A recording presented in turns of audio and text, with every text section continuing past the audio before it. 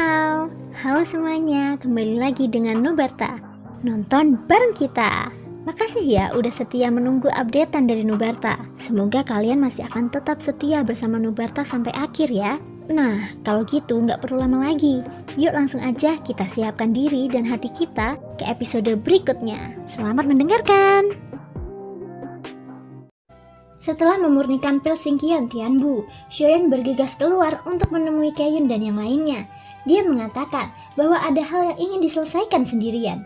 Meskipun hanya sebentar, Xiaoyan harus memberitahu semua kakak seniornya. Adik laki-laki, apakah kamu yakin ingin meninggalkan alam dewa kuno sendirian? Kaiyun berkata dengan serius. Jangan khawatir, saudaraku. Aku memiliki rasa proporsionalku sendiri. Karena aku berniat pergi sendiri, tentu saja aku memiliki kepercayaan diri. Lagi pula, ini tidak akan lama. Xiaoyan menangkupkan tangannya dan berbicara dengan tegas. Kaiyun masih menatapnya dengan cemas. Jelas bukan tindakan bijaksana untuk meninggalkan alam dunia kuno sekarang. Aku khawatir, tidak aman bagimu untuk berjalan sendirian. Mengapa kamu tidak membawaku pergi bersamamu? Kata Kaiyun. Tidak perlu. Aku mempunyai sesuatu yang bisa menyembunyikan auraku. Kakak Kaiyun dapat yakin, Taisu tidak dapat menemukanku. Aku akan segera kembali setelah menyelesaikan masalahku, ucap Xiaoyan. Melihat kegigihan Xiaoyan, Kaiyun tidak berkata apa-apa lagi. Meskipun Xiaoyan memanggilnya kakak senior, dia pernah menjadi yang mulia Susang. Mereka semua tahu seperti apa guru mereka. Setidaknya dia tidak akan melakukan sesuatu yang tidak pasti. Mata tegas Xiaoyan telah mengatakan segalanya. Baiklah. Kali ini kami hanya bisa mempercayaimu. Namun adik laki-laki harus ingat untuk menjaga diri baik-baik. Kami semua menunggumu di sini. Xiaoyan menganggukkan kepalanya. Setelah itu langkah kakinya bergerak dan sosoknya berubah menjadi pelangi panjang. Pada saat yang sama, dengan pemikirannya, jimat giok yang dapat menyembunyikan auranya diaktifkan. Seketika auranya seakan menghilang dari dunia ini. Bahkan Kaiyun dan yang lainnya pun terkejut. Meskipun mereka jauh lebih kuat dari Xiaoyan, mereka sama sekali tidak bisa merasakan keberadaannya. Sementara itu, Xin diperlihatkan di suatu tempat yang jauh. Pada saat ini, di dalam aula yang redup, sosok Ratu Kuil kuno yang mengenakan gaun putih itu duduk di kursi batu. Di depannya saat ini ada juga Su Anqing yang menuangkan teh untuknya. Yang mulia Ratu, silahkan minum. Meskipun kita musuh di medan perang, kita juga bisa menjadi teman minum untuk saat ini. Kamu harus tahu, ini pertama kalinya aku menuangkan secangkir teh untuk seorang wanita. Su Anqing berkata dengan lembut. Wajahnya menunjukkan senyuman. Penampilannya yang bersih dan halus tidak seperti orang haus darah di medan perang, tetapi lebih seperti seorang pria sejati yang sedang memanjakan seorang wanita. Adapun sang ratu, dia menopang kepalanya menggunakan satu tangan dengan malas. Dia bahkan tidak melirik Su Anqing sedikit pun. Jika tidak ada hal lain yang ingin kau katakan, kamu bisa pergi, ucap sang ratu. Ratu, bukankah kamu menjadi tamunya di sini? Mengapa yang mulia ratu tidak ingin pergi? Mungkinkah kamu telah jatuh cinta padaku? Ucap Su Anqing. Menyukaimu? Lupakan dirimu. Bahkan tingkat kelima seperti ayahmu tidak berani mengatakan hal seperti itu padaku. Sangat memalukan untuk dicintai pria lemah sepertimu. Ucap sang ratu dengan ekspresi acuh tak acuh. Kata-kata yang keluar dari mulutnya tanpa ampun. Apa yang dikatakan yang mulia ratu terlalu berlebihan. Kekuatan ya. Meskipun aku tidak sekuat dirimu, aku hanya perlu berbicara untuk mendatangkan badai. Aku bisa melakukan apapun, bahkan tanpa perlu menggunakan kekuatanku sendiri. Jadi kamu harus meluangkan waktumu dengan benar.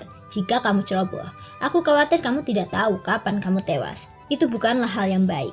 Su Anqing menjawab dengan tenang. Tidak ada kemarahan di wajahnya. Sebaliknya, dia berkata dengan sudut mulut sedikit terangkat. Namun di balik kata-katanya yang santai itu, ada makna yang memperingatkan. Semua yang kamu miliki sekarang hanya didasarkan pada kekuatan Taisu yang kuat sebagai latar belakang. Mereka hanya menggunakan akalmu, tetapi tidak memperdulikan kekuatanmu. Kamu harus berpikir, apakah itu suatu kehormatan atau justru memanfaatkan. Ratu terus menggunakan kata-kata kasar terhadapnya. Dia sepertinya tidak takut sedikit pun meskipun berada di wilayah Taisu.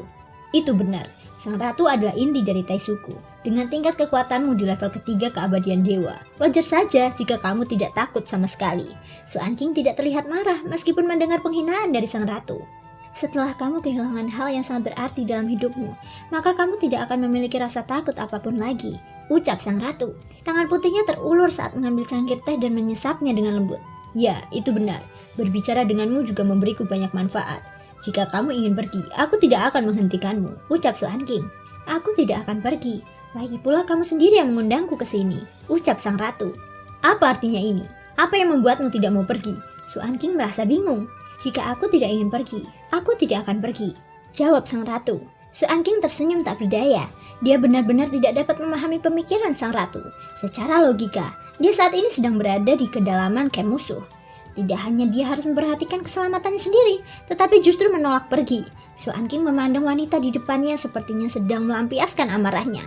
Meskipun Su Anqing diakui karena kecerdasannya, namun dia tidak bisa menebak atau memperhitungkan apa yang dipikirkan wanita di depannya. Baiklah, kamu bisa tinggal di sini dan aku tidak akan mengganggumu. Namun sebelum aku pergi, bisakah kamu memberitahuku mengapa kamu bersikukuh di sini? Ucap Su Anqing. Menunggu seseorang menjemputku. Aku akan pergi hanya ketika dia menjemputku. Ratu akhirnya menunjukkan alasannya. Mata Su Anqing berkedut saat mendengar ini. Apakah ada orang yang berani masuk ke interior Taisuku? Kecuali jika kamu mengirimkan orang-orang kuat di tingkat kelima keabadian dewa. Tidak mungkin ada yang berani datang ke sini. Su Anqing berkata dengan penuh percaya diri. Selama aku menunggu lebih lama lagi, orang itu pasti akan datang menjemputku. Aku tidak membutuhkanmu untuk percaya atau tidak. Ratu berkata dengan tegas. Siapa? Apakah kamu membicarakan reinkarnasi yang mulia Suzang? Su Anqing terus bertanya. Tidak tahu, jawab sang ratu. Su Anqing hanya bisa terdiam. Dia tidak menyangka bahwa mudah untuk mengundang sang ratu, namun sulit untuk mengusirnya. Meskipun begitu, Su Anqing tidak berani melakukan apapun padanya. Tentu, dia juga memiliki beberapa ketakutan di dalam hatinya. Jika sesuatu terjadi pada ratu, itu hanya akan menghasilkan serangkaian sebab dan akibat, sehingga mengganggu seluruh rencana Taisu. Su Anqing tidak berani bertindak gegabah, terutama karena identitas wanita di depannya yang sangat penting bagi Sensi. Setelah Su Anqing meninggalkan ruangan, tak lama kemudian, sesosok muncul di sini. Nanfu, sebuah suara yang dalam dan rendah perlahan terdengar. Apakah itu kamu? Orang tua yang membosankan? Sang ratu sepertinya tidak terkejut saat melihat sosok yang datang, bahkan dia hanya melihatnya sekilas. Kenapa kamu masih sama? Tidak bisakah kamu membuat orang merasa lebih baik saat kamu berbicara? Ucap sosok itu sambil berjalan perlahan.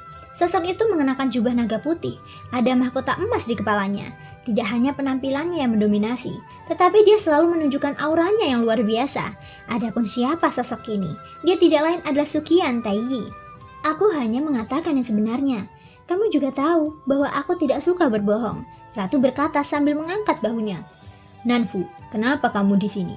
Apakah ini direncanakan oleh anakku? Tanya Suqian Taiyi. Dia lebih pintar darimu, tapi ini bukan perhitungannya. Jika aku bilang aku datang menemuimu, apakah kamu percaya? Ratu berkata sambil tersenyum. Tangannya yang seputih batu giok itu menuangkan secangkir teh penuh. Kecantikan benar-benar sebuah bencana. Jika aku belum pernah melihatmu di Sensi saat itu, aku juga tidak akan berhenti di level kelima. Sekarang aku bahkan kehilangan tahtaku sendiri. Suqian Taiyi tersenyum pahit. Setelah itu dia duduk di depan sang ratu dan mengambil secangkir teh yang sudah diisi, lalu meminum semuanya dalam sekali teguk. Kamu meminumnya tanpa ragu-ragu. Apakah kamu tidak takut aku racuni? Ucap sang ratu. Apa yang aku minum selalu racun. Kamu secara pribadi memberikan racunnya, bukan? Suqian Taiyi memandang ratu dengan tatapan yang tidak sederhana. Sepertinya dia sedang berangan-angan. Namun ratu justru sebaliknya. Ada lelucon di matanya yang indah. Apakah aku sekuat itu? Lalu mengapa aku tidak bisa meracuni Susang? Ratu tersenyum lembut. Semakin sedikit yang bisa kamu dapatkan, semakin berharga jadinya. Mengapa kita tidak menikmati perasaan ini? Suqian Taiyi tersenyum. Dia tampaknya memiliki perasaan yang berbeda terhadap ratu. Ayo pergi, aku akan membawamu keluar dari sini. Ucap Suqian Taiyi kembali. Dia mengira Su Anqing lah yang menangkap ratu di sini dan memenjarakannya di sini. Aku tidak akan pergi, ucap sang ratu. Oh, mengapa? Setelah itu sang ratu tidak memberi ruang untuk membiarkan Suqian Taiyi terus berbicara. Pada akhirnya, Suqian Taiyi hanya bisa pergi dengan ekspresi tak terduga. Sang ratu menikmati perasaan di sini dengan nyaman. Dia berpikir bahwa Shoyan saat ini pasti sudah sangat mengkhawatirkannya. Dengan cara ini, dia pasti datang menyelamatkannya, bagaimanapun caranya. Saat memikirkan hal ini, sudut mulut sang ratu sedikit terangkat. Seolah-olah apa yang dia gambarkan akan menjadi kenyataan, cepat atau lambat. Shin berganti di kehampaan laut timur yang luas. Kupikir ratu juga akan baik-baik saja. Belum terlambat untuk menunggu sampai kekuatan Klon Yuansenku meningkat. Ucap Shoyan. Sosoknya berubah menjadi pelangi panjang dan melesat dengan kecepatan penuh menuju ke tempat Klon Yuansen berada. Adapun penampilan cemas Shoyan dalam imajinasi ratu, Shoyan sepertinya tidak punya masalah sama sekali. Saat ini jauh di depannya, Shoyan sudah melihat Klon Yuansen yang sedang menyeret 2 bintang limbah besar. Selanjutnya, mari kita lihat apakah pil Xingguan Tianbu ini dapat memenuhi harapan, gumam Shoyen. Terima kasih semua sudah mau mendengarkan dari awal sampai akhir. Sampai jumpa di episode berikutnya.